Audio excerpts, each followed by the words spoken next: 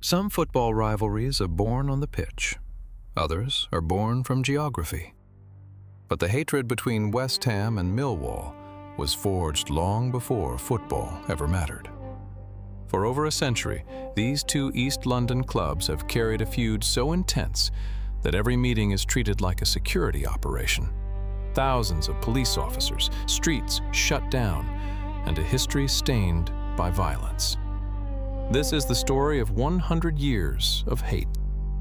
Sailors, cookeries, guns, varying descriptions, all used in the commission of crime, confiscated from various villains. To understand this rivalry, we need to travel back to Victorian London. In the late 1800s, East London was the beating heart of Britain's docks and shipbuilding industry. Thousands of working-class families relied on the River Thames for survival. Millwall was founded on the Isle of Dogs by workers from J.T. Morton's canning factory. Meanwhile, West Ham emerged from the Thames Ironworks, one of Britain's largest shipbuilding companies. At first glance, the two clubs had everything in common.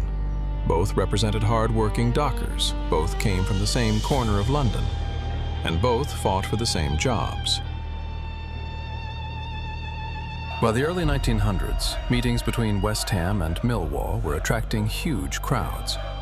Supporters didn't just want to win, they wanted to humiliate their neighbors. The clubs became symbols of their communities. Every victory was a statement. Every defeat felt personal. What began as workplace competition was now becoming football tribalism. But the rivalry reached a completely different level during the 1970s and 1980s. English football was entering its darkest era, and both clubs developed some of the most feared groups in Britain. West Ham had the intercity firm. Millwall had the bushwhackers. Their reputations became legendary. Violence often occurred far from the stadium.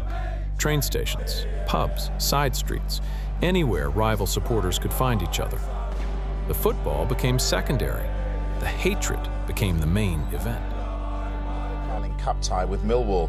A 44-year-old man remains in a stable condition this morning with stab wounds following trouble outside Upton Park before kick-off. The most infamous chapter came in 2009. After years apart, West Ham and Millwall were drawn together in the League Cup. Authorities knew trouble was coming. And they were right. Before and after the match, violent clashes erupted around Upton Park. Hundreds of supporters were involved. Police officers were injured. Arrests followed. The scenes shocked even English football. It was a reminder that this rivalry had lost none of its intensity. Entire generations have grown up without regularly watching this match. They weren't in the same league. Yet this rivalry still persists. It's passed down from parents to children. There is something they don't want to forget. It's more than just a soccer match. It's a piece of their identity that they keep alive to remember who they are. Fast forward to 2026. West Ham United was relegated after 14 years in the Premier League. The first thing that came to people's minds was this fiery derby clash. The two teams will face off again after 14 years.